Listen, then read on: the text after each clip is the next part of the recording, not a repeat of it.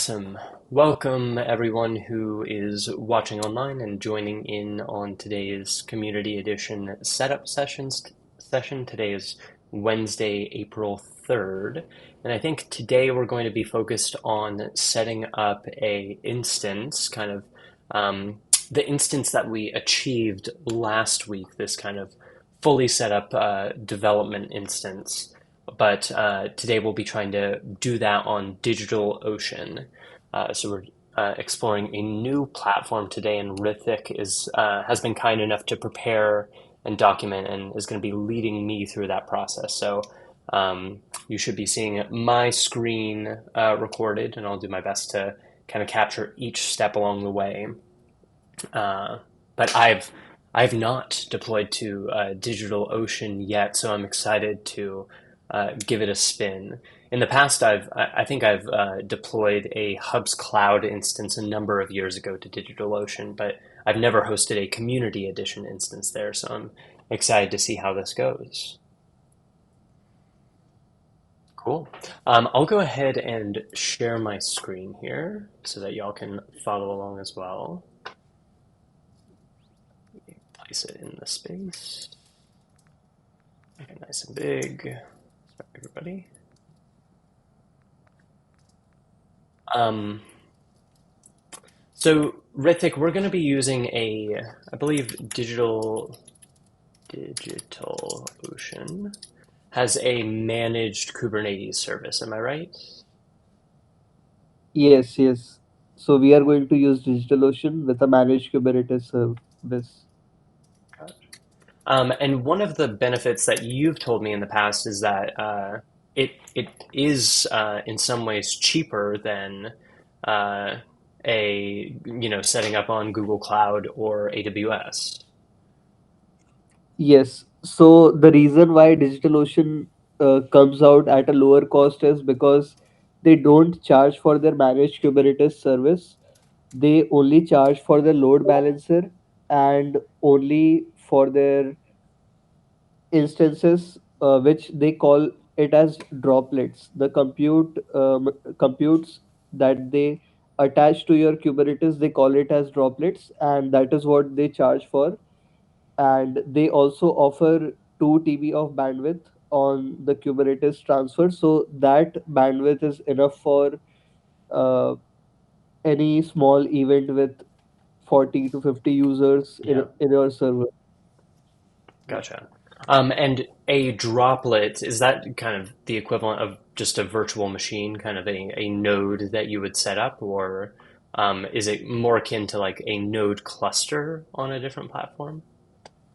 Yeah, so a droplet is a node, as you rightly told. It is equivalent to compute VM, a virtual machine. Just Cool. we have EC2 instance on AWS and compute VM on Google Cloud. Here Gotcha. it's called drop. Gotcha. Awesome. So I'm going to be going completely from scratch today, where I even need to probably set up an account and set up billing as well. Of course, I won't be sharing any of that with anyone, but finish creating my account. But I think it might be useful for folks to have this full process documented as well. Let me opening my email, the magic link in a separate tab. Uh, let's say I'm a hobbyist for today. Can we call this a website? Or how about a web or mobile application? Uh, Yeah. for this month, 5 to 50, I work alone. Of course, this is using my Mozilla email, so I don't know if they will trust that I work alone. Let's just say that. Okay, I'm going to do this off screen, but I'm going to add my card here, payment information.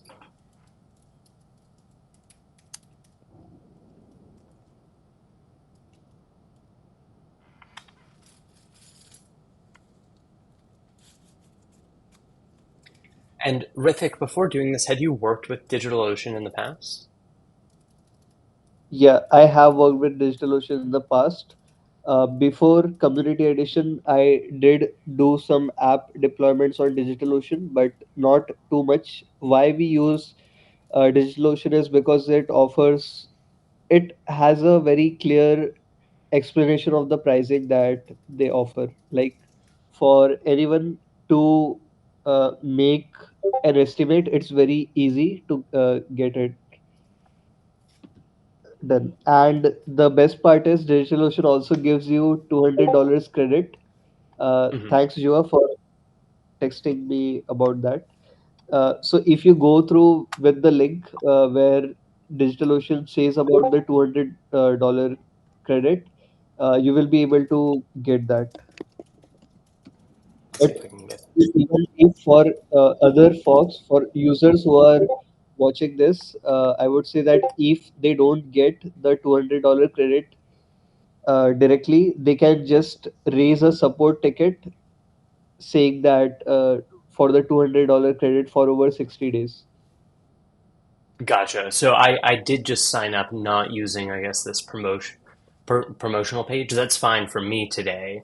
But if someone wants to, maybe you should go ahead and sign up straight from this page rather than just going directly there. But it sounds like Rithik, after the fact, I could uh, you know talk to the support ticket and ask for that 200 credits. So Yeah, I have submitted, I fully submitted my payment information. Now I see this. I think deploy a container-based app, deploy a virtual machine. Maybe I'll just go explore a control panel and look for managed Kubernetes, right? Oh, here we go. Yeah, Kubernetes. yeah, that's right. Okay.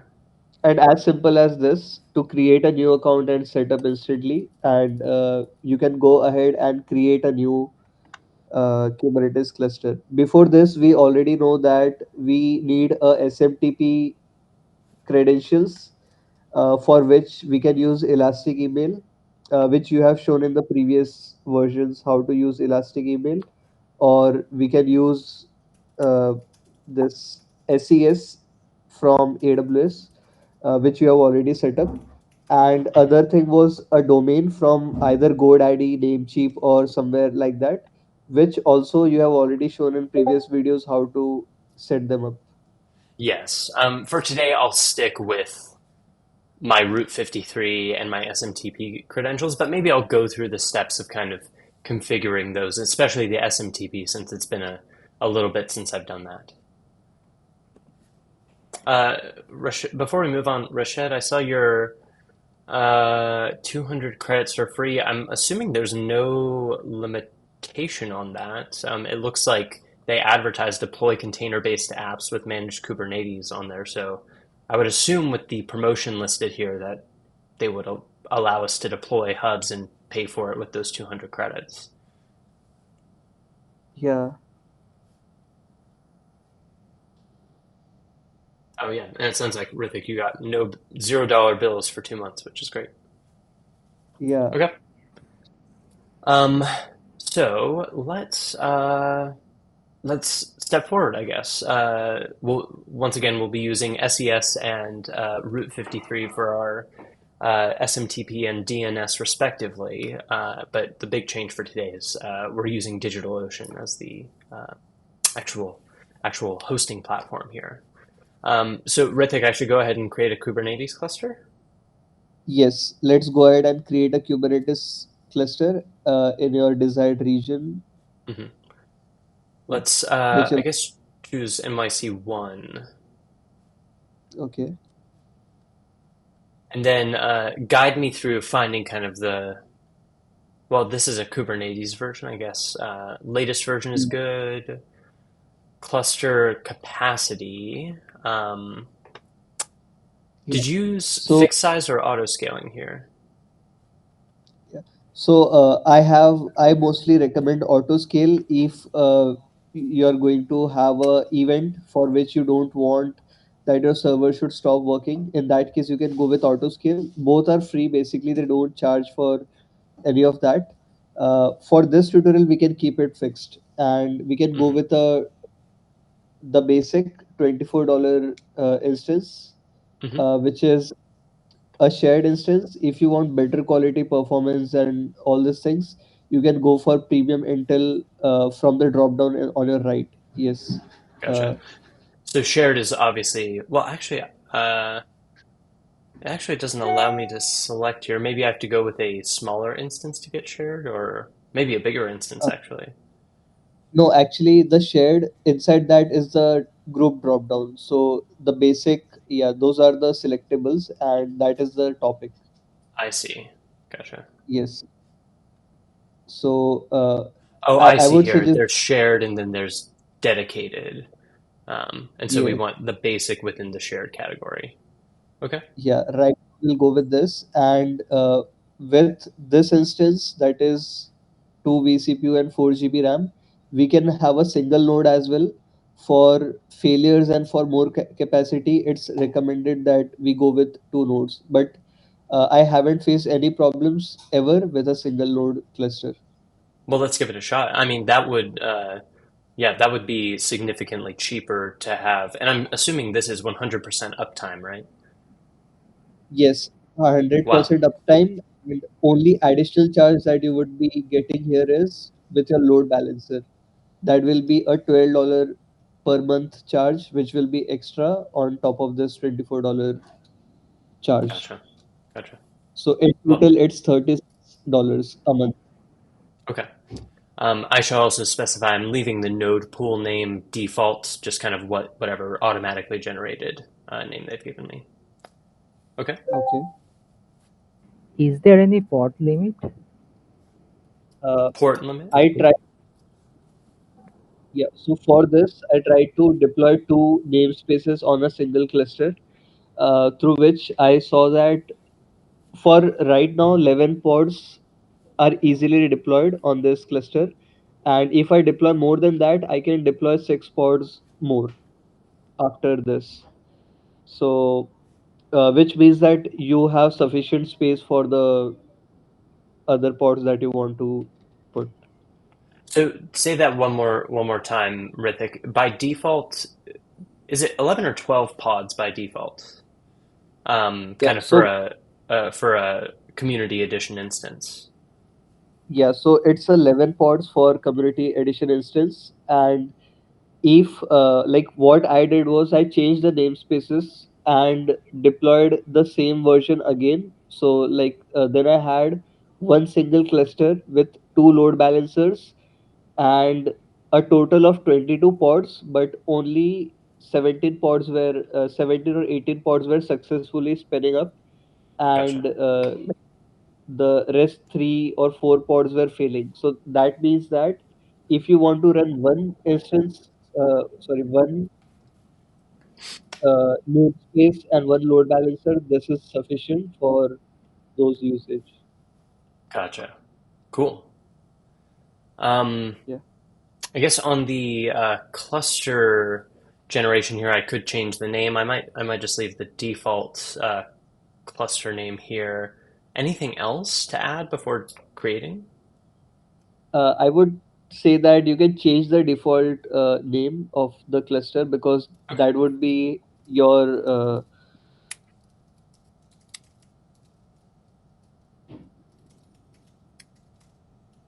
that would be stored in your kube config. So Yeah. Okay. I will stay with that right here. yeah, perfect. So Okay. now let's go ahead and create a cluster. Okay. Um, oh, great. So So there's a step to help guide us through getting our kube config set up. yes, Okay. and meanwhile we can just follow this to download docsctl, and we'll have to follow few steps. Oh, First, we'll doctl is gotcha. yeah. So Use just so they go ahead. yeah, in your terminal, you can go and you can type in brew install docsctl for Mac, and for WSL and Windows, WSL and Linux, we can follow sudo snap install doctl. So I'll use brew since I'm on a Mac OS. Yeah. And Okay. Next, it looks like I need to create an API token. yes, exactly. You need to create an API token. Let's see here. So I'll go back to the control panel. Yeah. You can on your left, uh, like if someone is lost and they want to come back again, so on your sidebar, you have a option. It's called API. After settings, scroll down to the Yep, bottom most and you see, yes, API. So when you click on that, you get the option to see your tokens, and you can go to your personal access tokens and generate a new token from gotcha. there. So let's do Mike Moran terminal or kubectl. I'm assuming I want write permissions as well. Yes, yes, you do. You want both the permissions. Okay. I'm gonna generate this off screen just so I can copy the actual token without sharing it. Sure, sure. Okay. So I've copied my token. Um, what was the next step here? I'm assuming I have to use it now. Yeah, so once you have those set up, you have to create a context on your local machine. Yes, exactly. That's it. Mhm. Okay. doctl auth init dash dash context. Let's do setup session uh, Yeah, April 3. I'll actually say HCC setup session. right. Better. Okay. I'm going to enter my token off screen. Mm-hmm. Okay, I've got that. Yeah, so it only takes one input, just the token name, and you have it listed. Now, if you go to your Kubernetes context, list of your Kubernetes context, Hmm. uh, So I'm typing kubectl config get context. I still see yeah, my. so here you, yes, here you won't see the latest one. Like you would only see everything is old because we have just listed our context. Mhm. And we have also switched to the context. So now we have to understand that kube context, like Kubernetes context is different and docstl context is different. So Okay. now we will go back to our Kubernetes dashboard, and from there we can follow this exactly. Oh, I see here. Okay, so I'm gonna grab this. It's gonna update my kube config. Access token is required. Was there one more step I had to do? I saw here that Oh, yes, right. maybe I have to do So this you are first. I have to switch right. to my context now that I've entered the.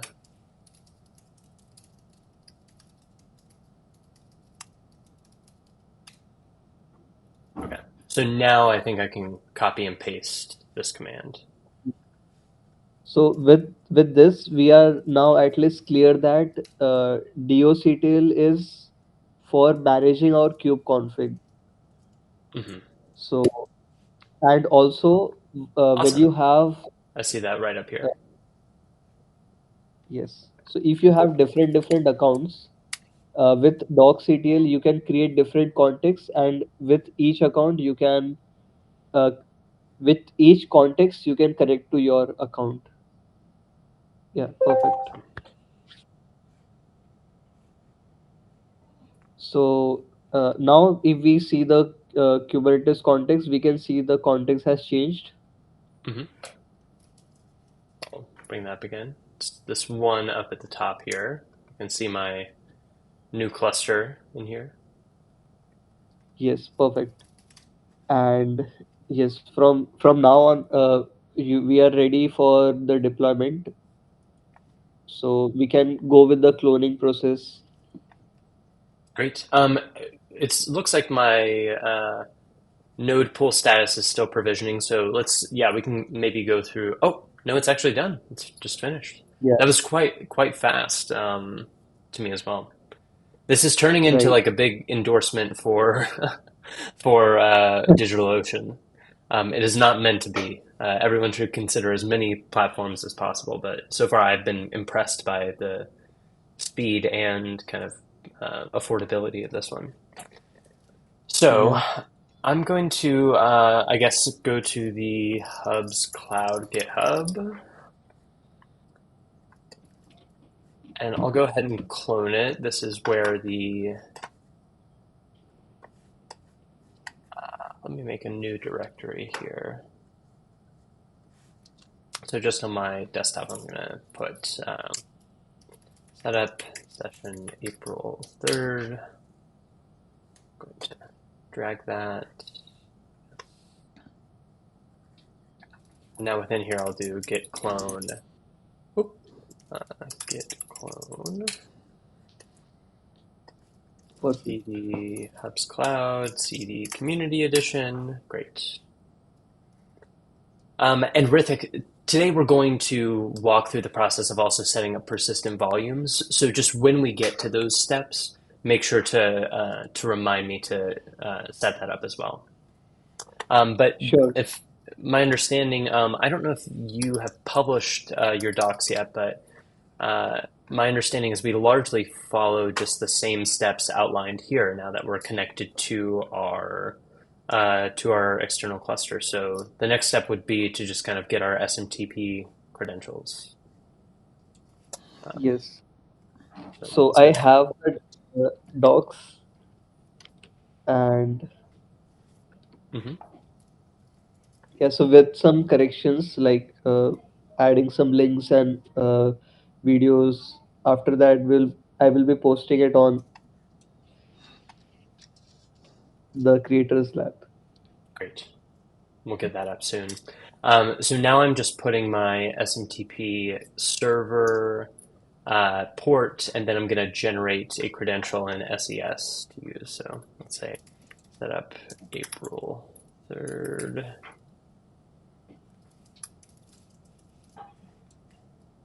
User. Awesome. Got my username. I'm going to delete this credential, so I'm okay showing my password for today. Okay. Um, what else? We don't have any namespaces on there yet, but we're going to use devmoran.com. Then I'll use my Mozilla email.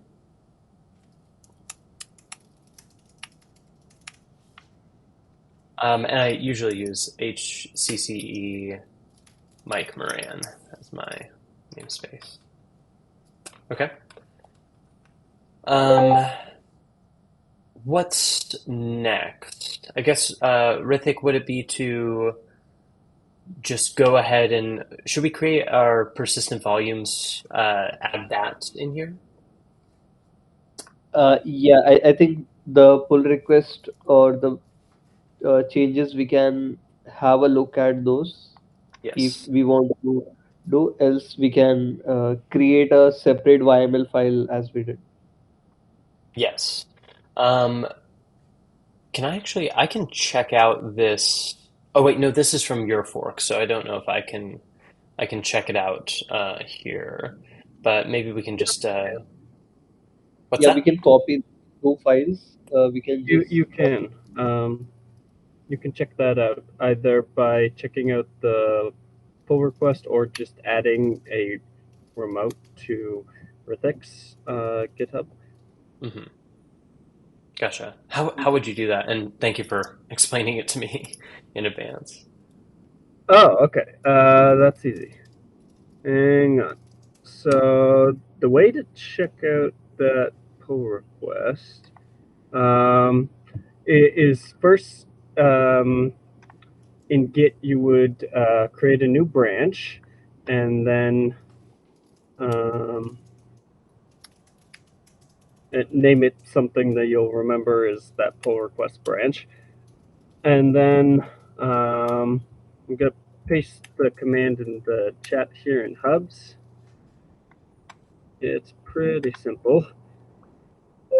And the PR number there that just gets replaced with the PR number on GitHub.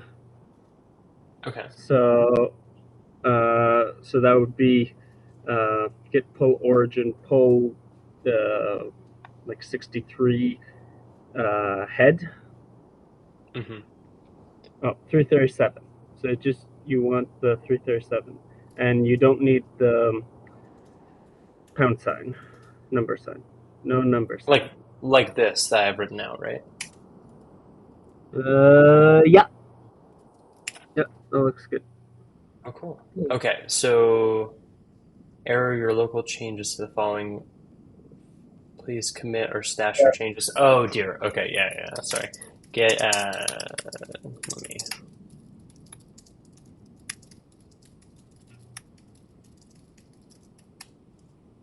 Okay, cool. Oop, fatal specify. I guess I should have done this before I got set up. So let me repeat Oh, the process again. yeah. So git checkout should be master, and then I'll git checkout minus b. And for folks who are watching online, we're doing this weird roundabout process because we're working with a pull request for Rithik's persistent volumes. Eventually, I'm hopeful we're going to just merge this into the master branch. So this process you won't need to work with, but for now, we're doing this weird roundabout way. So let's do April 3rd setup session. So I'm creating a new branch. There should be no changes on here.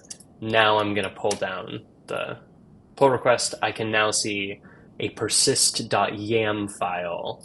And from this point, I'm going to need to fill out my credentials again. So I'll do that. I'll do that quickly.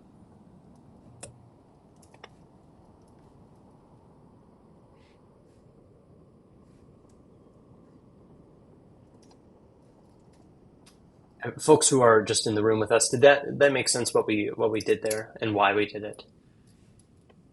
Yeah, it's crazy. Thanks, Imagineer, for telling the shortcut for merging this. Oh, you're welcome. No worries. Yeah, because this is very helpful, and I didn't know if this was even possible. Yeah, I've Yep. never done this before either, but that I just haven't been uh, in a situation that required it. But very cool. Yep. And, It's handy.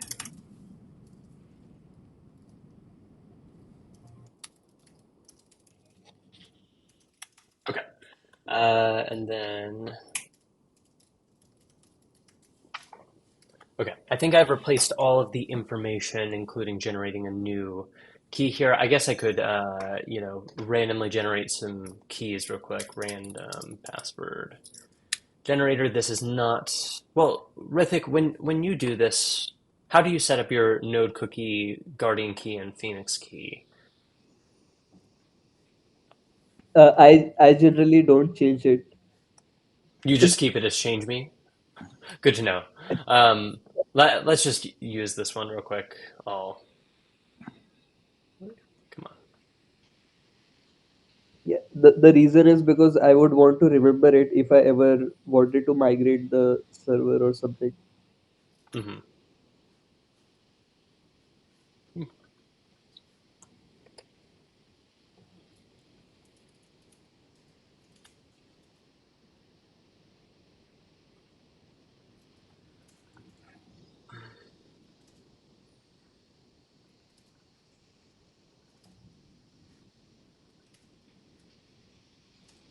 Okay, I've just generated some random ones there.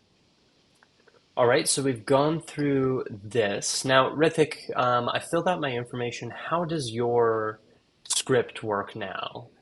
you've updated this so that when Yeah, you run this, it will ask if I want to use persistent volumes. Yes? right. So when we do that, it will work as usual, and it will ask us whether we want with persistent volume or without persistent volume. Gotcha. And So then let's, yeah, and then it will create the file with the namespace.yml. So it won't be hcc.yml, but rather your namespace and then .yml file. great. Um, so I've changed directory into my community edition directory, and then I'm going to run bash render hcce.sh. It's going Yeah, to ask me if I want to use persistent volumes. I do want to use persistent volumes, so I'm going to click Y and hit enter. yeah. So we Now got it's yes. yeah. So So at the top we have persistent volumes part.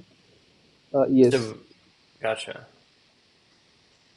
So folks who visited last time, you'll remember that basically to apply this to our existing instance, we had a separate file for this persistence data. Hrithik's pull request has made it just so that this is automatically kind of referenced within the full values.yaml file. And if we see here, the host path information is referenced in this section and in the second for both the persistent volume and the persistent volume claim. And if we scroll down maybe to Reticulum or PGSQL, we won't see a host path reference there. We'll see a reference to the persistent volume, right? Oh, yes. Perfect. Let's see if we can find that. Yeah, or we can search for claim name as the search word Hmm. name. Yeah, I could just reference a ret PV, right? Yeah. Oh, ret PVC. Okay, so here within Reticulum in the deployment specification, I see I have ret PVC here. Very cool. Yes. Cool. I love how you've integrated that, Hrithik. That's fantastic. Yeah. So, Yeah. This is yes. go- Go ahead. sorry, I've been interrupting you. Go ahead, Hrithik. I'm sorry to keep interrupting. I was just commenting that this is very easy for anyone now because now they don't have to do with two different steps. All is in one single step. Although there is one thing which I have faced while testing and trying over lots of times is that sometimes your reticulum takes a lot of time because and it takes a lot of restarts if your persistent volume is still being created and your namespace has already been created. This I faced only once when I first created it without persistent volume and then I created with persistent volume. So then the reticulum and the Postgres both got confused on what should they actually use, and terminating it wasn't the solution. I had to delete all the pods and then I have to reapply everything. Gotcha. Understood. Yeah, a rare case, but a possibility. Yeah. Um, so what should we do next? Maybe let me try and open up before I start applying this. I'll open up Lens to see if I can see my cluster running. I'm going to open up Lens. I'm going to look for my, yep, I can see my DigitalOcean pod and I'm connecting. Okay, and I should just see, if I look at my node, just my basic node here that I've set up, and it looks like it was created about 15 minutes ago and no errors on that. So I should be ready to go ahead and apply uh, my YAML file to that cluster, right? Yes. Okay, so I'm going to just Uh, follow the usual way of doing this, unless Hrithik, I should be doing something different. No, just the usual way. Okay. I will note that the file name here has changed from the usual. So I'm going to type kubectl apply dash f and then hcce Mike Moran dot YAML. And Rithik, before I do this, actually, I should probably create a namespace, right? No, Will it automatically because this create will one? be yes. Oh, okay. Yeah, I see this at the top here, kind namespace. So it should pick that up. So Yes. I'll apply it. Let's see how it goes. Oh yeah, right at the top here of the output, I can see namespace HCCE Mike Moran created. Cool. Let's go back to here. You can see a mixture of HCCE Mike Moran and Cube System all kind of starting to spawn up here. Let's filter just by my pods here. And we can also check for persistent volumes if they are spinned up. We can. Let's check. So let's look at persistent volumes first. We can see that PGSQL PV and RET PV have both been created, and their claims are RET PVC. Oh, Rithik, I don't know if you see this, but they look to be reversed. Okay. Okay, yeah, that is reverse. So I need to fix the error. Uh, but I think also, mm, It it may Am I, not matter for today. I mean, we yeah, should switch uh, that, I'm but fine. Yep, just am I uh, on? FYI, I think Jua, I'm hearing your audio come through. I'm going to mute you if that is okay, or I see you've muted yourself. Um, okay, going back. So let's find yeah, where that was in the YAML file here. So let's look for ret pv. yeah. Uh, The thing is that we have created it in the right order, but why is it is cross aligning is because the persistent volume claims they find for the first available persistent volume. They don't uh, go oh, by the yeah. It's like you have lands allocated, or like it's the musical chair. Whoever finds first gets its first, no I matter what the see. date. Yeah. Surely there's some way to kind of specify that. It's okay for today that it's not, but I would imagine there's some way to specify that. There isn't really, but I guess the the order in which the volumes are created, that might be the way to do it. Sure. Um, but the good news is, if I look at the persistent volume claims, the Postgres pod is associated with the Postgres PVC, and the reticulum pod is associated with the ret PVC, which is lined up correctly. These persistent volumes, Rithik, it looks like they're essentially just the same. The naming is the only thing that is specialized between the two of them, and just for legibility in the future, it's probably best to find a way to make sure that they're named the same. In fact, like I could I, I could probably change the name in here if I wanted to. Uh, Uh, okay. I might have to do some Yeah. musical chairs, but I mean, what if I just did?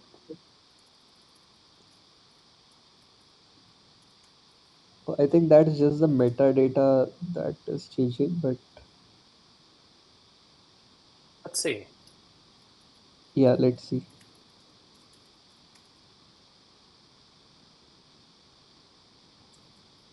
I'm just gonna change mentions here of. Yeah, but I think the specification also we would have to change. And Gotcha. although it's a very good practice to keep it in this way because we know that we created some folders for our host path. We specified in the persistent volumes that this should be stored in this particular folder. So, although it doesn't really matter for other pods or clusters, but that would be a good practice if someone wants to do a future debugging or anything, and they go and they want to delete the reticulum data, and by mistake they delete the Postgres data. That could be a For sure. Yeah. come of this. Okay.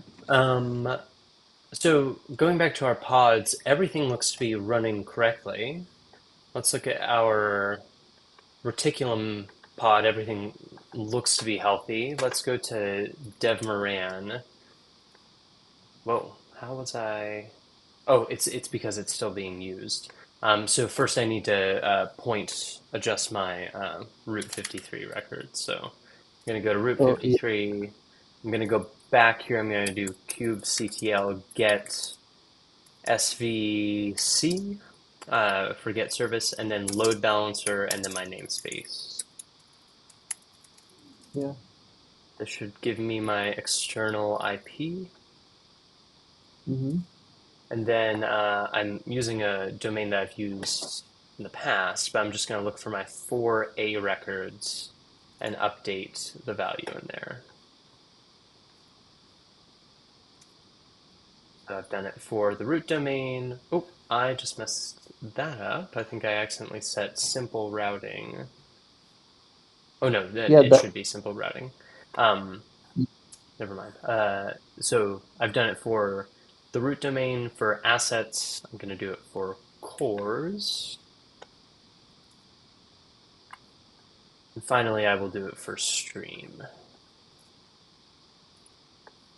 Okay. Should take about 60 seconds for this to propagate.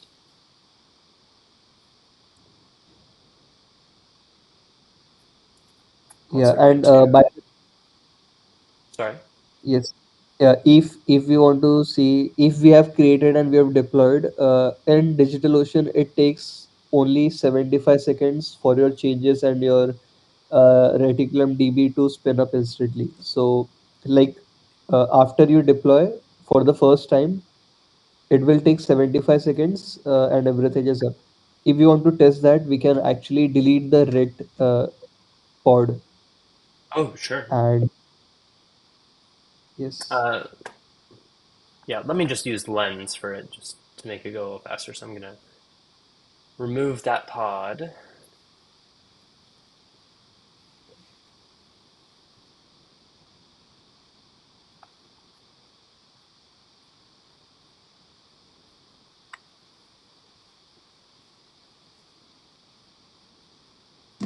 So like 75 seconds is really quick to what I compared to AWS. It was roughly about 180 to some seconds.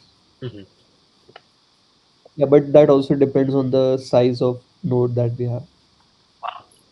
Yeah, it's already coming back pretty quickly. I'm going to refresh here. I think it's still connecting to my old instance. Maybe if I go to a, let's see, incognito browser. Okay, so I think there's still a little bit of browser caching happening, but if I go to my incognito browser, as expected, I reach a website with no valid certificates for what I need. But I can bypass that by self-signing, going to advanced, and then accept risk continue. I will also have to accept, if I just want to keep working self-signed, I'll have to accept the assets URL. So I see it here. You can also go to network and reload, and you should see a URL in here. I'm just going to copy that, paste it in my browser, and it should let me self-sign that. And that's needed for the CSS that uh, we're just going to test our SMTP, but it was needed to load in that CSS. Okay, so we've gotten in. I'm going to just test out my SMTP here. Sent my email. Looking through my reticulum logs, I do see this little WebSocket notification, which I don't see any SMTP errors. That's very good, but this WebSocket notification usually means that I've joined and sent that request. I'll check my email. Might have to check spam or junk. It went to my junk mail, which is fine, but I'll accept that. It's going to make me self-sign the certificate. Uh, since I'm doing this in an incognito browser, I'll copy my link and bring it in here. Okay. My email is now verified, and if I go to admin, I should be able to look at my admin panel. So first, so far, is looking really good on my new instance. Yeah, Cool. Yeah, so we almost got it set up. What we can do is now we can test out the importing Cs and uh, few other things which require some course configurations. sure. Should we issue our certificates first? Oh yes, that we have to Sure. do it. So just anyone who's watched previous streams or recordings of this will be familiar with this process. You go to the cbb.sh file. You specify the same namespace, your email to associate your certificates with, and then your domain. Okay, I'm going to save that. Then in my terminal, I'm going to run bash cbb.sh, and that's going to Hmm. step through each of my domains. And as I'm stepping through, I should see a certbot pod spawn that's going to issue those challenges to uh, verify my domain.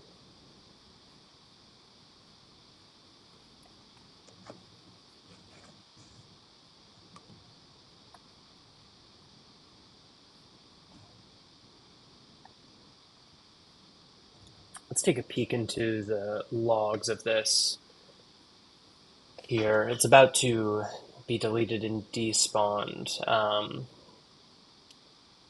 but we can see that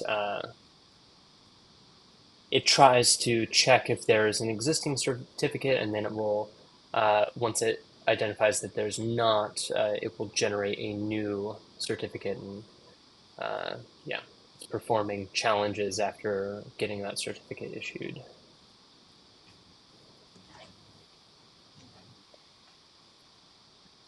Okay. In my console here, I see that the certificate was successfully issued. I'm going to move forward with assets.devmoran.com, our second domain or subdomain.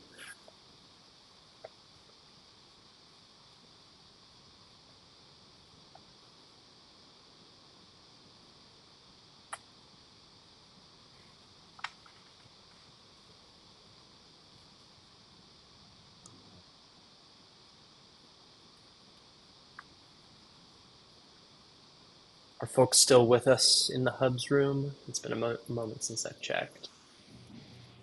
Yep. Yep, still got our folks. Yeah. Okay.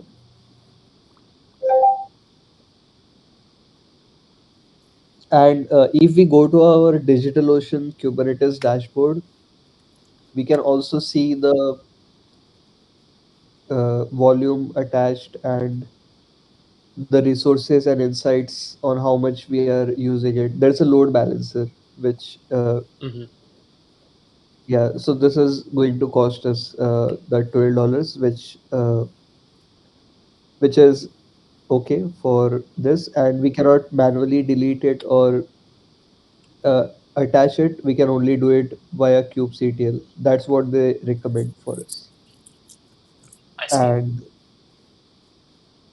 yeah, so in this, what would be remaining after this would be to add the firewall rules for our audio connections, and we can already see the volumes are already attached after this.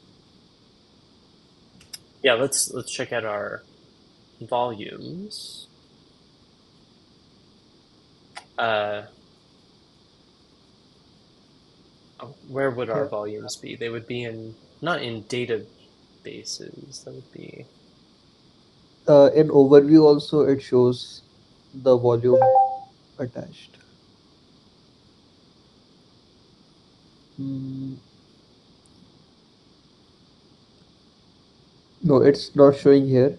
It would be showing in the. Maybe I'll, Let's I'll, go. I'll refresh real quick to see. Still nothing.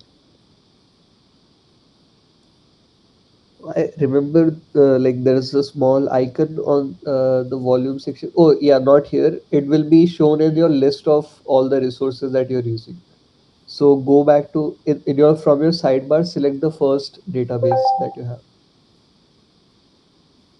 Yeah, it is set up. We have to leave it alone. We are just trying to check it. Like, is this using the volumes? So as a resource because it's using as a resource. So Also, we're multitasking real quick. I'm just gonna note that my certificate has been issued for stream.devmoran. I'm now gonna move forward with course.devmoran. So sorry to interrupt, but just wanted to go back. So continue to guide me through, Rithik. Where do I find my?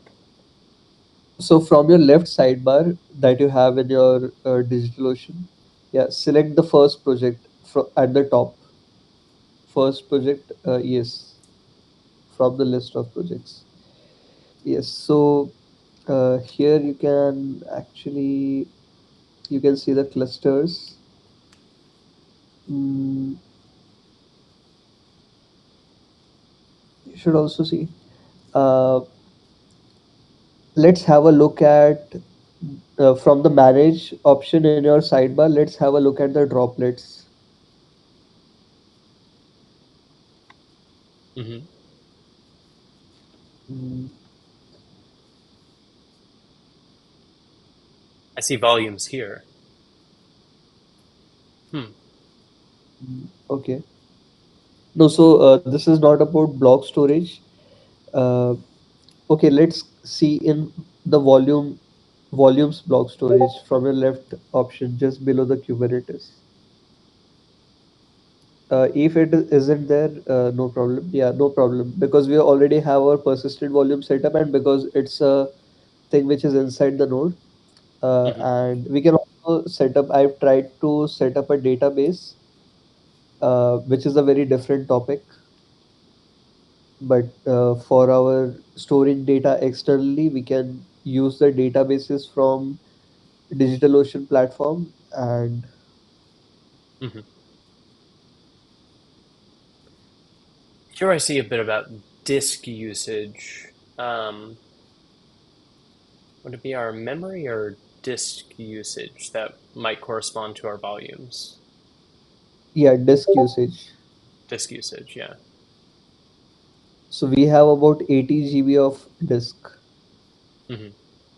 Okay. of which we have. Also, just a heads up, CBB has finished. So I should have four secrets. Let's actually check that out in Lens. I should be able to see my four certificates in config secrets. Yep, so I have cert devmoran, cert course, cert assets, cert stream.devmoran, but I still have this leftover cert HCCE. And Rithik, I don't know if you've adjusted this in your pull request, but I believe I still need to comment out this certificate, right? Uh, In HA yeah, yes, proxy. Yeah. yes, yes. The default certificates after the Yeah. SSL has been issued. So it looks like in the file that was generated, HA proxy, which is our ingress, is still trying to use this cert HCCE. Now I could rename this, I think, to cert-devmoran .com. But for the purposes of this, it should automatically detect, and so I'm gonna go ahead and just comment this out. So I've commented it out, I've saved, and then I'm gonna kubectl apply -f my YAML file, and it should automatically apply to my namespace. So I've commented out the reference to the default certificate. I've reapplied my configuration, and then I might need to respawn my pods unless HA proxy is. HA proxy did respawn, so I should be okay. Let's go back to devmoran.com, and yeah, it looks like everything has worked correctly. I can try to sign in once again. So were you signed out or was that on incognito? I've been switching between an incognito and a regular browser. When I just signed in, I was using my regular browser, so my incognito browser is also still signed in to the admin panel. Oh, cool. Well, actually, it might not be. Let's refresh to see. It looks to be to me. Oh, yeah, it looks good on my end, and I think I'm gonna close my incognito browsers now, but I should be able to just use this. So I've lost audio. Can folks hear me? Can anybody hear me? Check one, two. I've lost audio in hubs, I think. Let me. Yes. Oh, no, I think I'm back. I can hear y'all now. Sorry, there was seemed like a brief outage audio wise.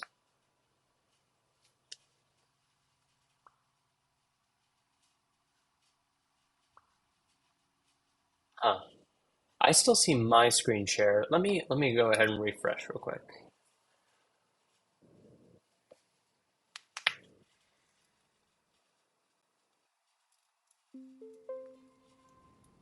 Sorry, everybody, I'm back. Can you hear me okay? Yeah, we can. Yep. Sorry about that. I don't know what Cool. You're what's that?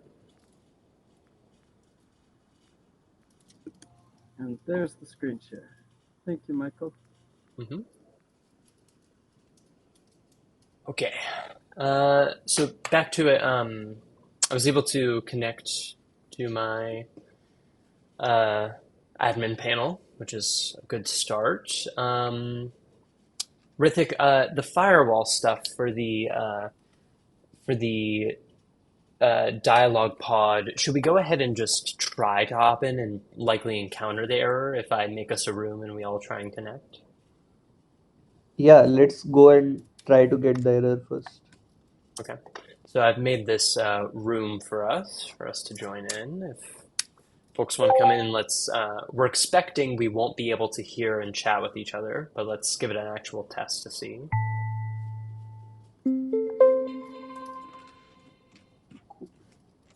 I'm gonna mute myself.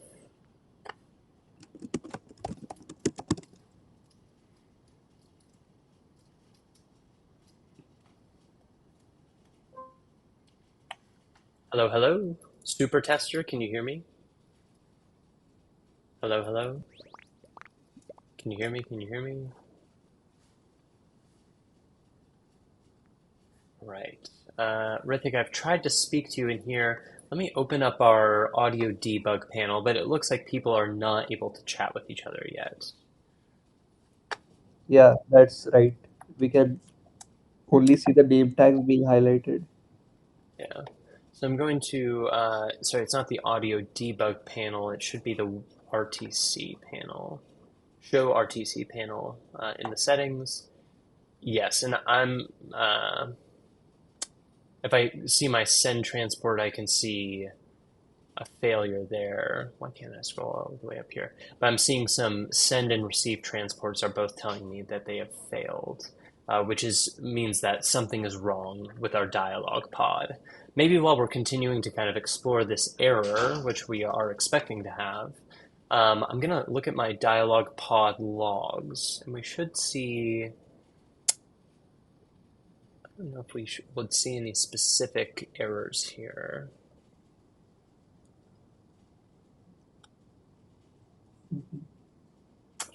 Rithik, would you expect to see any errors in the dialog pod log? Uh, I think not.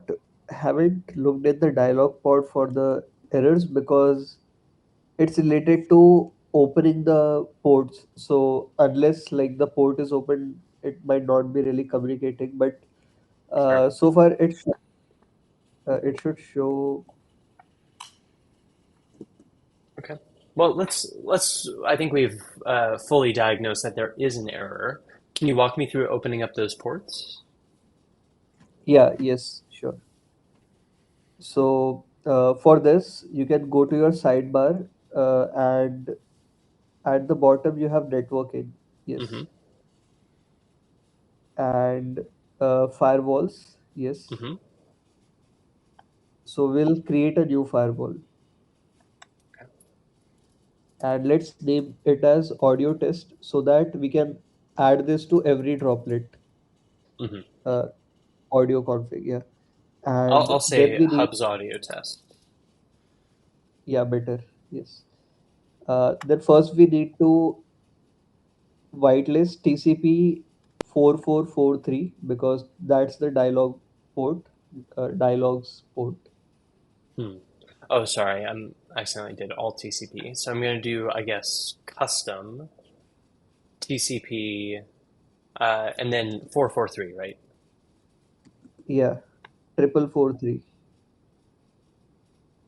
Three Oh, times four. Yeah. gotcha. And we'll add TCP 5349.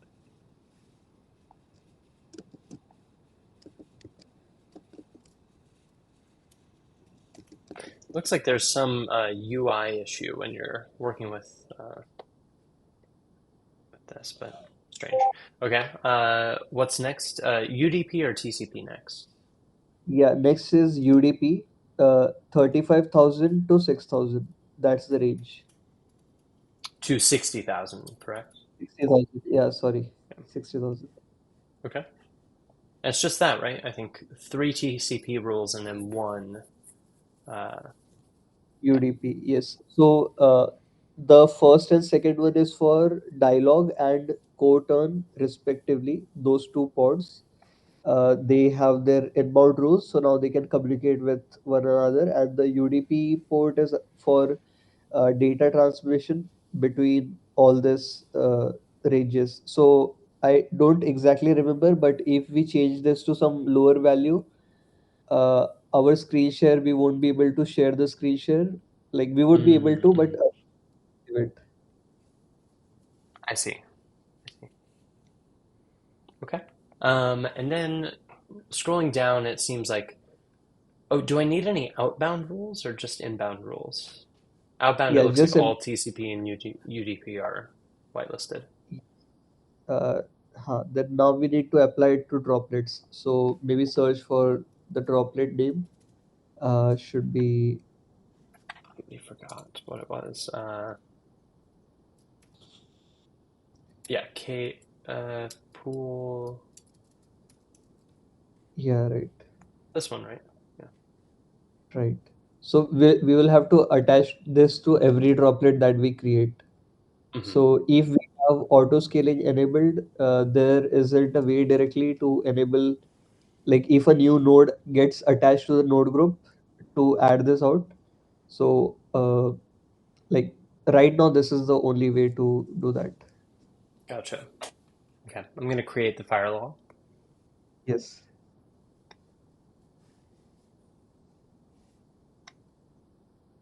Okay, Hub's audio test. Do you know how long we should expect it to take to propagate? It should be instant, right? Instead, yes. Yeah. So I'm gonna reconnect in our room and I'll mute myself in our main room and we can see what happens. Sure.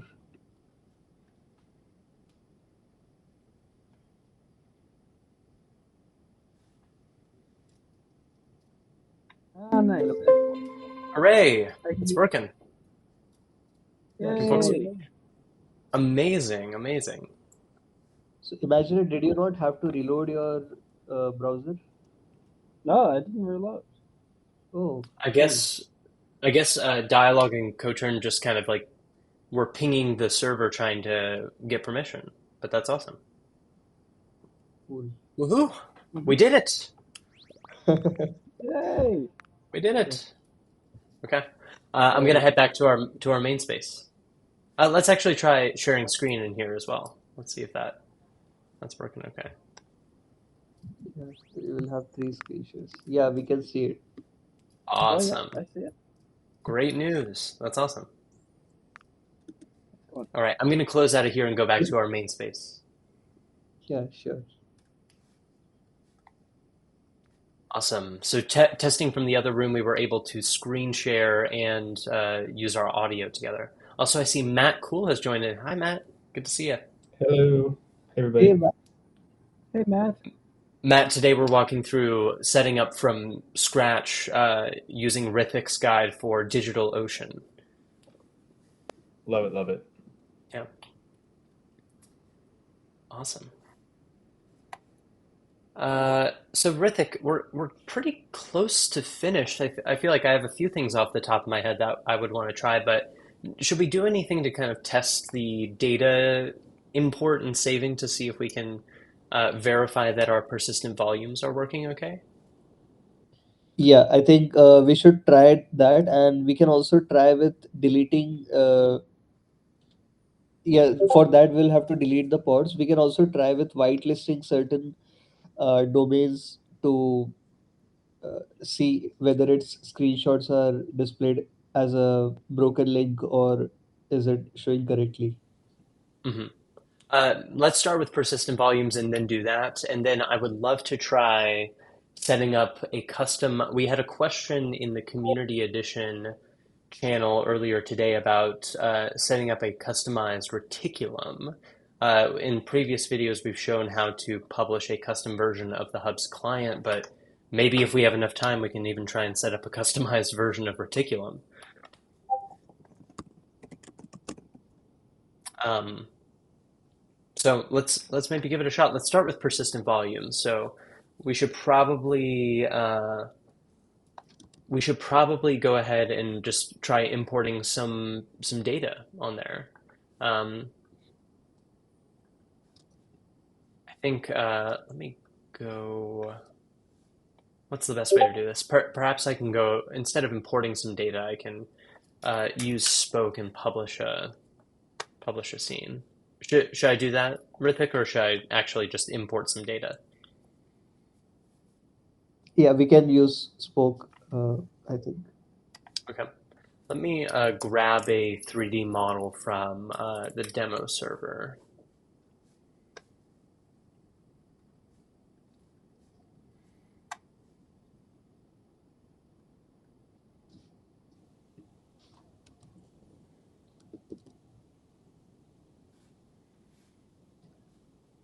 I grab just this duck floaty. Whoops. So I downloaded that, and now I'm going to rehost it just by dragging and dropping. Oh, sorry, I think it failed because I stopped focusing on the tab, but it should work now. Okay, so I've uploaded my floaty. I'm going to replace this. I'm going to make it gigantic for fun. Here we go. Awesome. So I have my scene here. I'm going to go ahead and publish it.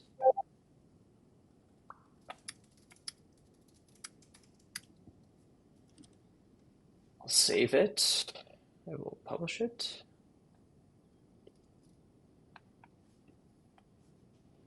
And then for testing, let's go ahead and use this URL.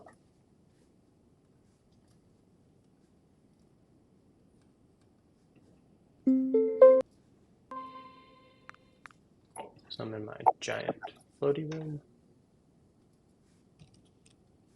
Okay. Now, Rithik, the next step, I was planning to just delete all of my pods and see what happens. Yeah, let's go ahead and test it out. hmm So what we're simulating here is kind of, there are many instances in which, because we're using Kubernetes, we might delete all of our pods to have them respawn and pick up any edits we may have made to our configuration, to our deployment specification. And since Kubernetes, it automatically redeploys the pods, just kind of deleting the existing pods is a great way of picking up those edits. So there are many instances where you might be rolling out those edits or deleting your pods. And what we're doing with persistent volumes is making sure that we can still find the data associated with those pods after they've been respawned. So I'm almost finished respawning. I'm just waiting for this reticulum sidecar to finish up. Okay, everything looks good. I'm just going to check my reticulum logs. I should see, in a moment, I should see some.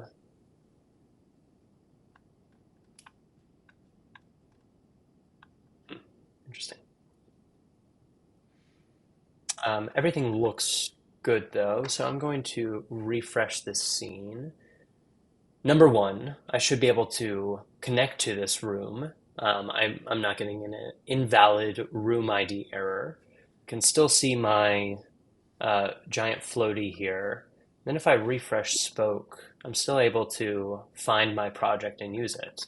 So Rithik, there's an argument that can be made because we are just using one node on our cluster that even if we didn't have persistent volumes, it might go ahead and find this data since we're just using one node.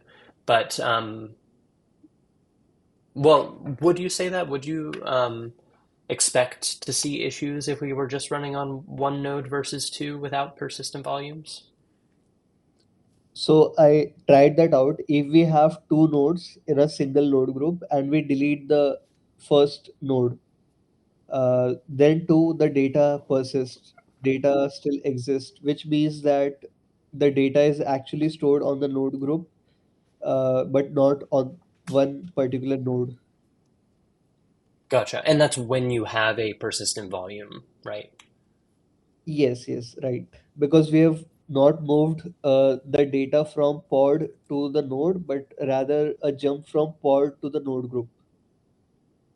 Gotcha, gotcha. And without persistent volumes, it just lives on the whatever node it happens to be, whatever node your Postgres or your reticulum pod happens to be scheduled on. The data, if you're not using persistent volumes, just lives on that node. Yes, and even if we delete all the pods for few days, and we create the pods again, then too the data still lives in its place. Great. So yeah, persistent volumes. I think in the diagram we drew last week, I think it's still on the ground here. Yeah, it One of is them here. is at least. I found it on the ground. Uh, oh, here we go, actually. That's the one I was looking for. So um, we should actually draw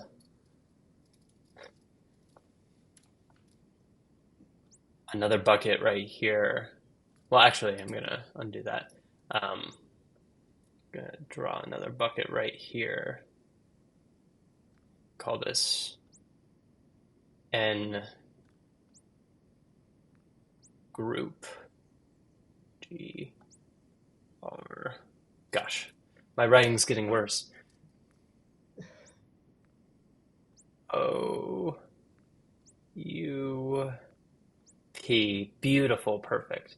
But anyway, the data that, we're moving off of the node and into the node group.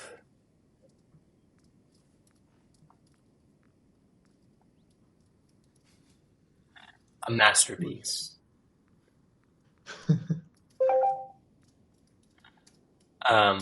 Okay, so to me, Rithik, it looks like our persistent volumes are working just fine. Yeah, they are. So even after you deleted, is it like let's scale up the node group. With this, we will also be able to tell our users how to increase the capacity if we are using a Great. fixed. Yeah, let's do Yeah. it. How do I do that? Yeah. So go to resources tab and the node groups just where you saw. Yes. So the three dot menu at the end.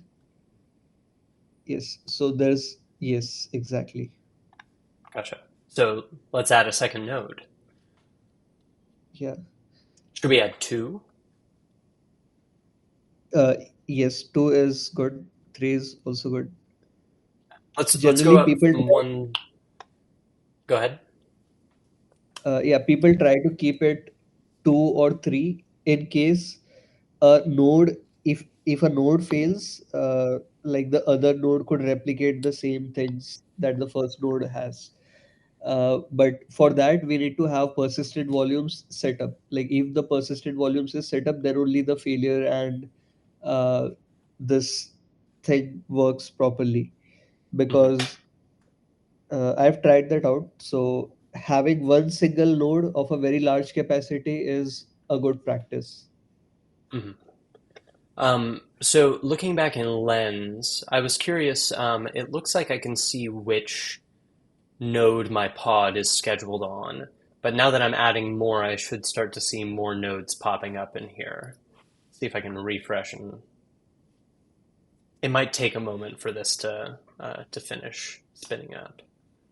Yeah, and you can click on the droplets section, and there you can see a progress bar on your left. Yes.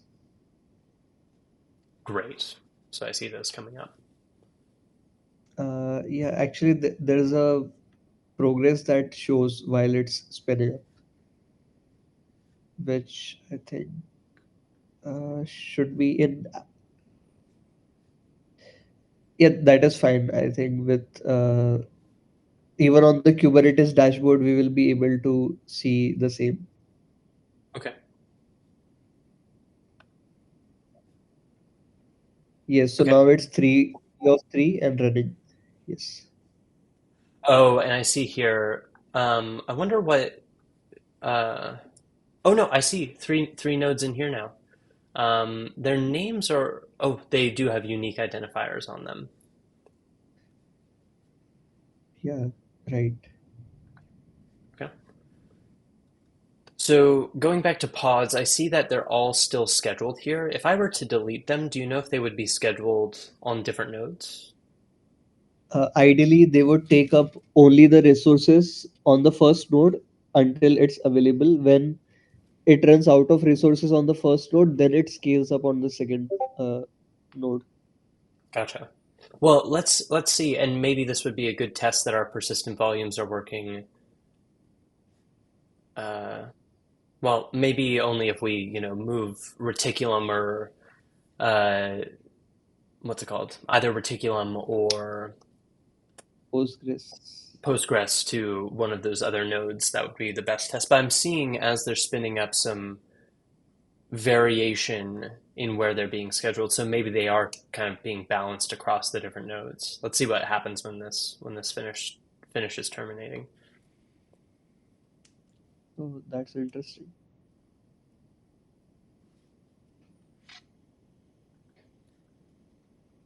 Do people have questions about what we're saying here about persistent volumes and how we're trying to set things up, and kind of the tests that we're doing to test if our persistent volumes are working? Any questions from the audience?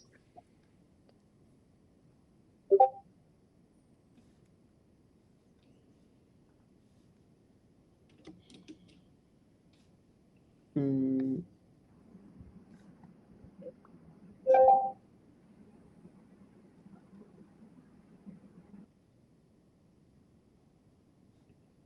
okay, so Is there a way Monica, I to see her. increase the disk space? I suppose if we want to store more data. Um, so I think that depends on the node type that you're using. If I understand your question, Rashid, you're wondering if we can increase the node that we can store on our droplets, or Increase increase the the disk data. space. Mhm. I mean, increase the space only. Gotcha. Well, here I can see a total of 240 gigabytes, but I would assume that just changing the nodes themselves would allow you to do that if you're not using an external database, that is. Any thoughts on that, Rithik? yeah, I think that's right. Hmm. So, Rithik, looking back at my pods now, I see a variety of different places where they've been scheduled. And most notably, I see a difference between where Reticulum is scheduled and where Postgres is scheduled. So that indicates to me that this is going to be a good test of our persistent volumes when I refresh here. Now that pods have been moved over to different nodes, we want to make sure if this data is truly, in our picture here, has been abstracted off of the node and into the node group. Right. Oh, and I see here bad room ID, which is a bad sign. Let's see. Yep, and I'm also getting an error on my spoke project. So something isn't quite lining up.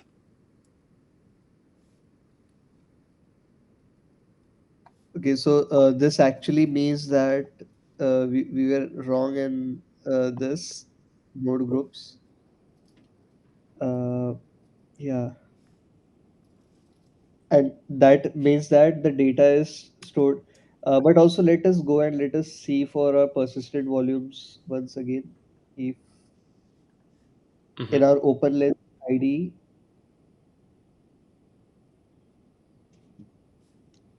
okay, yeah.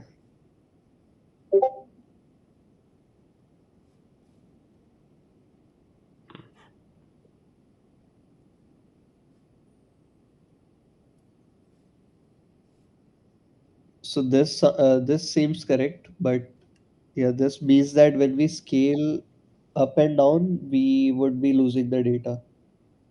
Hmm. Hmm.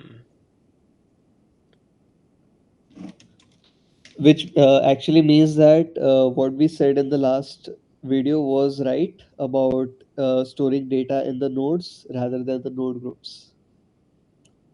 Gotcha. So this drawing is now incorrect, I guess. I wanna look into that maybe before next time to get a more definitive answer on what persistent volumes are, kind of just so that we can trust what this setup does for a developer who doesn't want to, to pay for an external database, but wants to kind of make the most of the space that they are paying for. I'm curious if, yeah, if there's something we can do to make that a little bit more uh, consistent. I have not had the time to dive into persistent volumes like I have, so thank you, Hrithik, for the research you've already done. Yeah, thanks, Michael. Hmm. What should we do next? Yeah, so now we have most of the things already set up and working. We can try with importing some scenes into our uh, from our admin panel, and also testing for some of the cores and configurations that we would want to set up. Sure. Because also cores configurations and stuff like this, when we deploy, there are chances that our data gets lost. So we can test it out whether it works correctly. Gotcha. So I know we had encountered an issue with cores and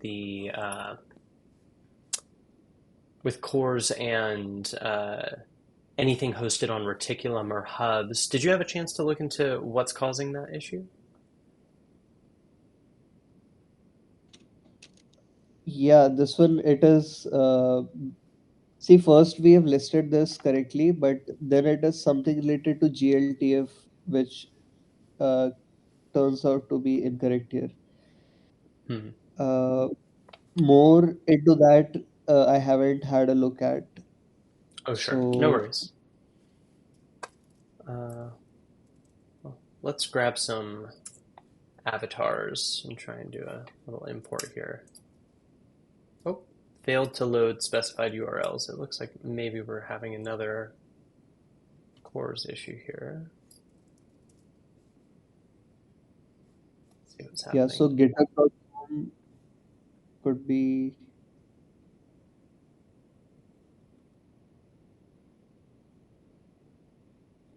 So maybe we need to whitelist github.com for our script source. Uh, Yes. weren't you looking at fonts there? think you want the Avatar's Animal Pack. Yes, Down sorry about that. to 500. You're right about that. Let's see.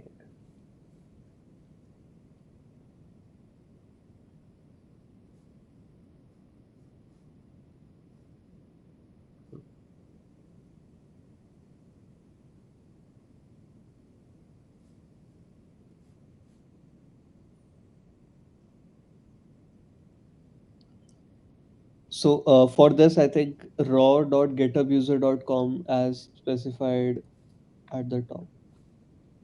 Okay. So let's look at this here.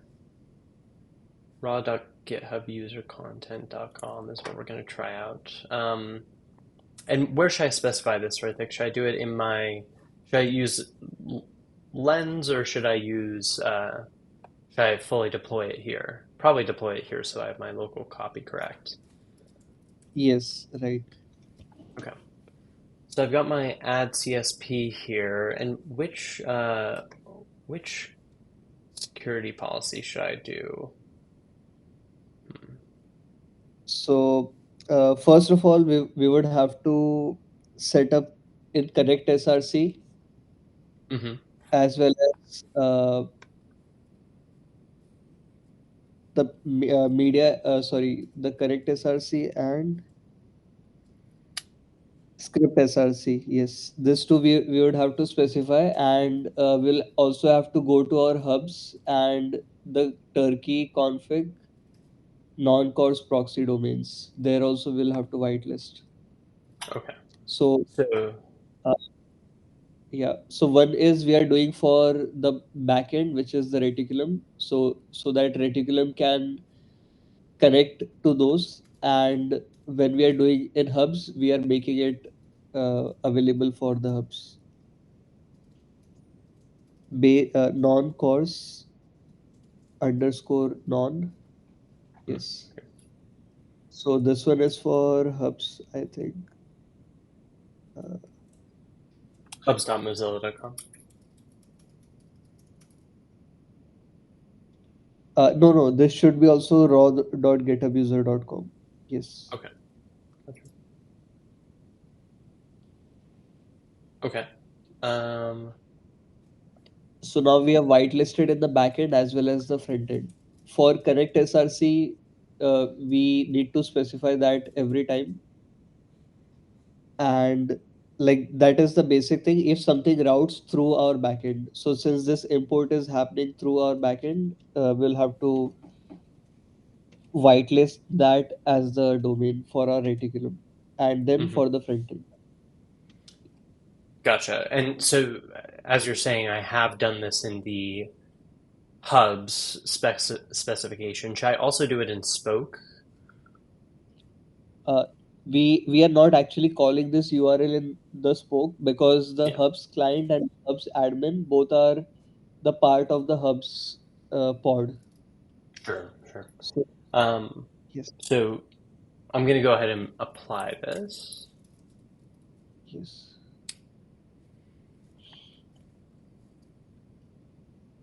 I should see my hubs respawning. I do. I should see. I might not see Reticulum respawning either. In fact, I don't even see my old hubs pod delete. Oh, there it goes. There it goes. Okay.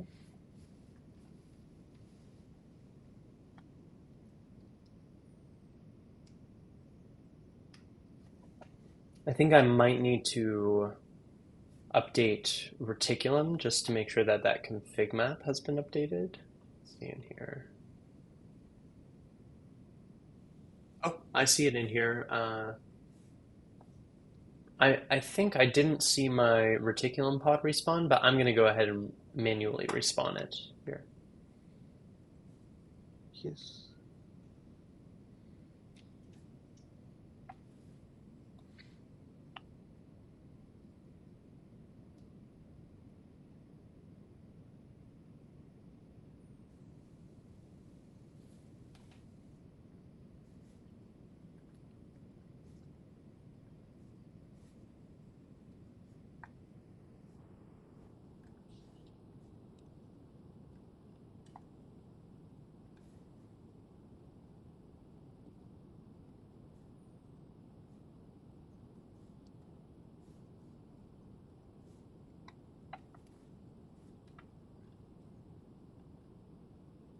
All right. Okay, so it's So let's refresh my admin panel. It should still be in here. Now I'm going to try and import once again. Mhm. Hmm. Looks like I'm still getting an issue here. Okay. Let's have a look at the console if browser console. Okay. Phoenix socket URL course. Did we have our hubs respin because the last time it was 11 minutes ago? Hubs should have come back up about 2 minutes ago. Okay. Maybe should I try and delete all of my pods just for a good measure? Um, I think like the config, since you already checked the config is working, we can just reload once again and see. And if not, then we'll have to change it to add some more configs. Hmm. Okay, I'm still getting this issue with the proxied URL. Draw.github. Okay, I think it is because we'll have to whitelist the domain. We have whitelist the subdomain. Uh, I I was see. just, although like we have to whitelist the domain and subdomain both, but now this time only we will have to do it only in hubs for the hubs pod. I see. Okay. Um,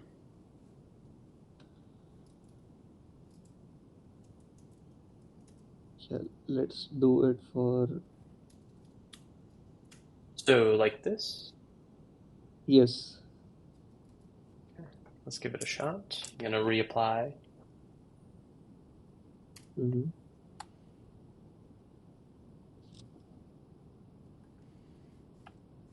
Let's see my hubs. I see hubs is about to respawn and delete.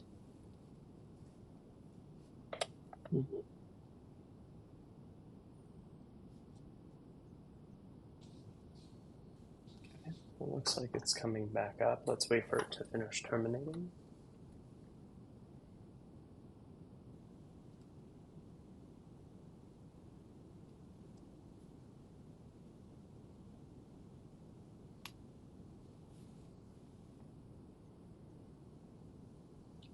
I think earlier we were not getting the bottom toast which showed about something failed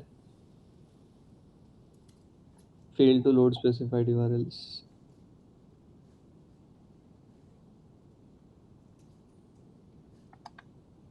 So just refreshed. I'm gonna try and use it now. Okay.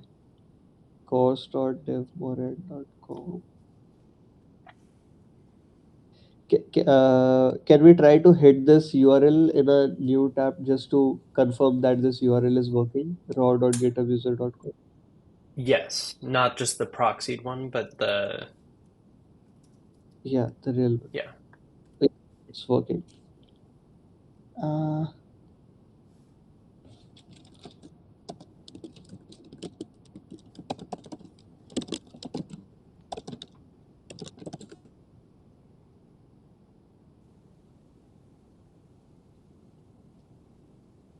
mm,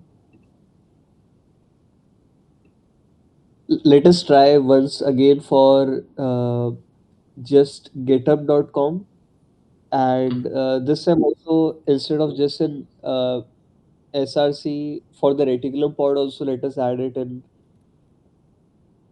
the script src by chance, if that's the thing. Although that shouldn't be, we can just try it out with github.com. Or I should have checked this out.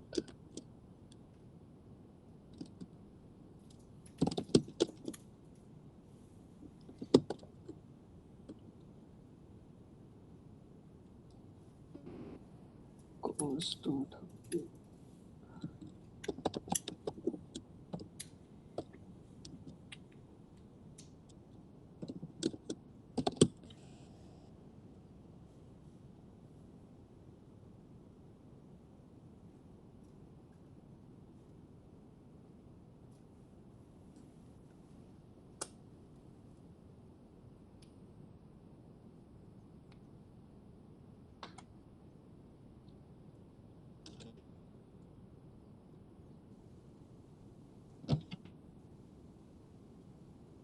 Or are we also we can try to delete all the pods if it is still not working.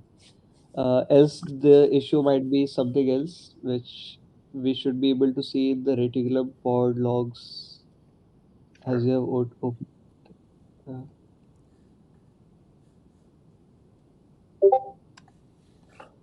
Let's give it another shot. Oh, that's so because this I've is how. just put in the HTML, not the pack file. Let's try one Yes. once more.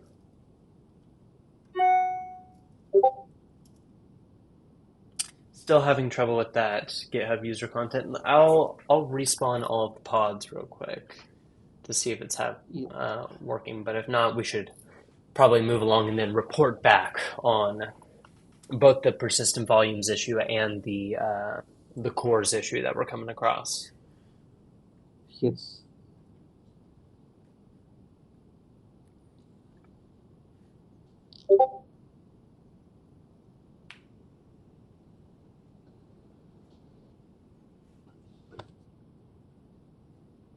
JProxy.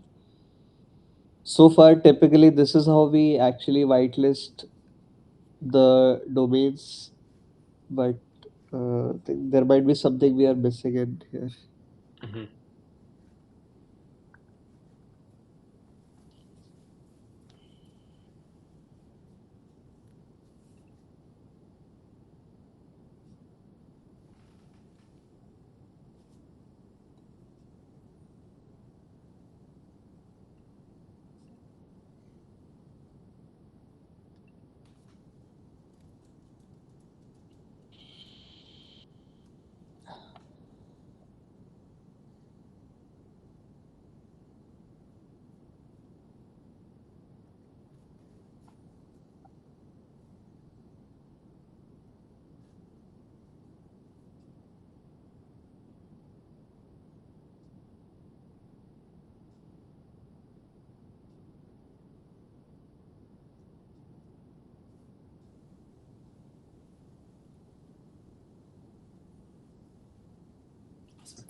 Okay, let's give it another shot here.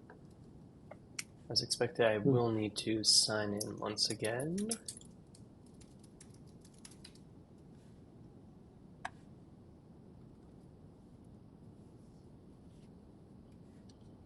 Okay, it's saying error joining Phoenix channel. So seems like the reticulum has not split up. I think it's likely because I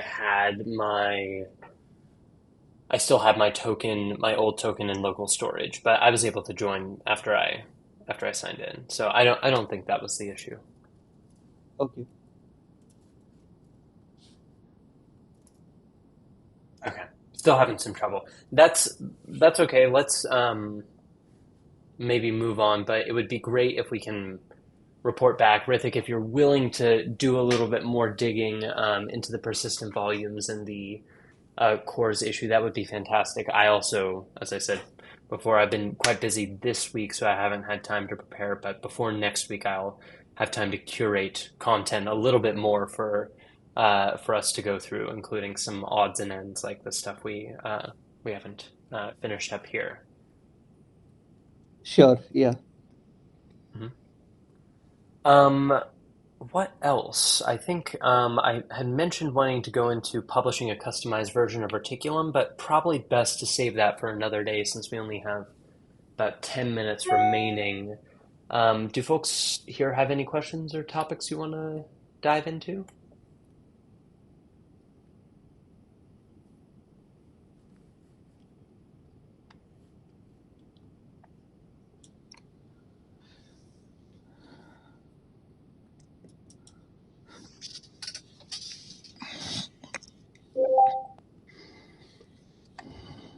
Mm. Let's see. Nothing? It's okay. No pressure to ask any questions. I feel Maybe the pressure. feel the pressure, Joe. I mean, to kind of reiterate last week, right now for my personal instance on AWS using Alex's Helm chart, which has an external database, I'm paying about $200 a month for a fully production ready instance, and that's with pausing uh, my pods quite frequently. So, the purpose that I'm using it for, we have some budget for that, and we require a fully production ready instance. But what we're working on here and what we worked on last week is setting up an instance that makes the most of just the computers that you're paying for without an external database, how to kind of fully set up a development instance that might not be ready for a 300-person event, but could be used for your iteration and testing and even showcases to small groups. Um, and it seems like DigitalOcean, the costs associated with this are going to be far lower. It looks like I don't pay for all of kind of the managed Kubernetes stuff. It's really I pay for my compute and the load balancers. Let me see here.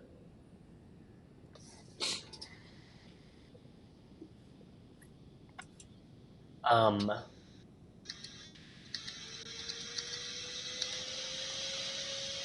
oh, I'm hearing some background noise from somebody. Let me see here what else I have on the agenda for other sessions. Um, this covers kind of the deployment process on DigitalOcean, with the exception of those odds and ends that we have to cover.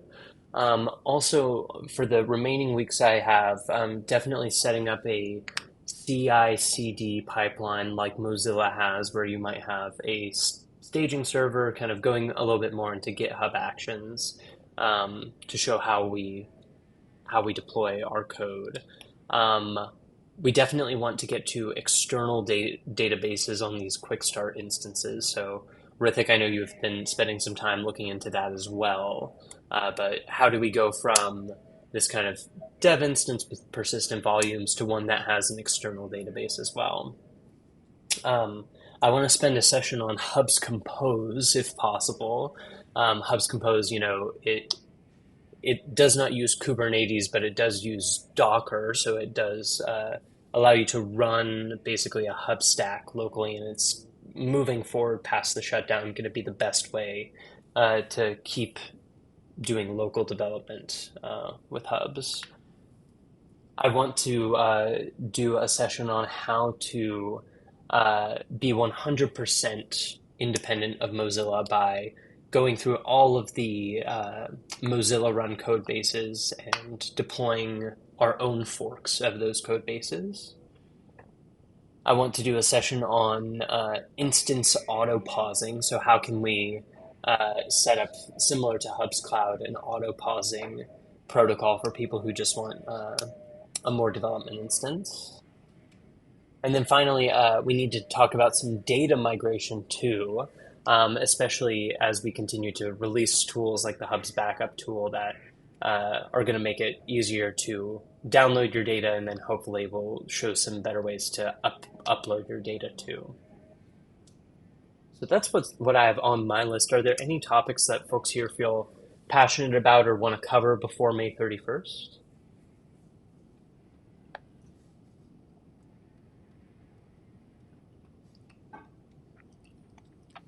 I wanted to add something to existing, uh, like about the data pausing. Sorry, not data pausing, cluster auto pausing that we have. So I was researching on that earlier since the start. So for auto pausing, what I came to know about was how we did it in Hubs Cloud was while we were shutting it down, we were not really terminating all our instances. Like we were removing the EC2 instances from our group. So there is no actual way to turn off the instance, but rather to remove it from our list. Just like you set the node groups to 0 in your uh, EKS, but in DigitalOcean, there's no way to set node groups to zero.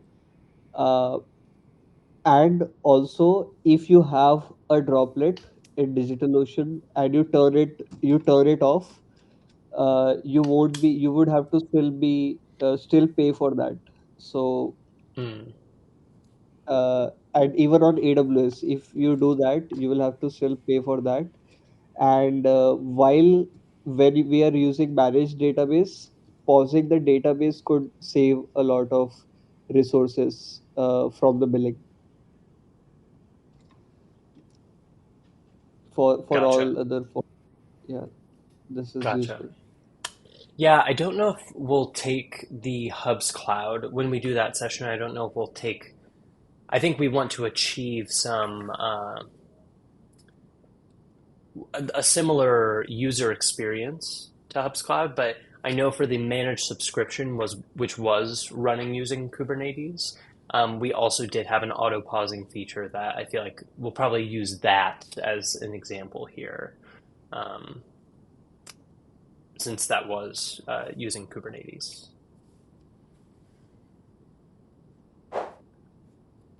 Right.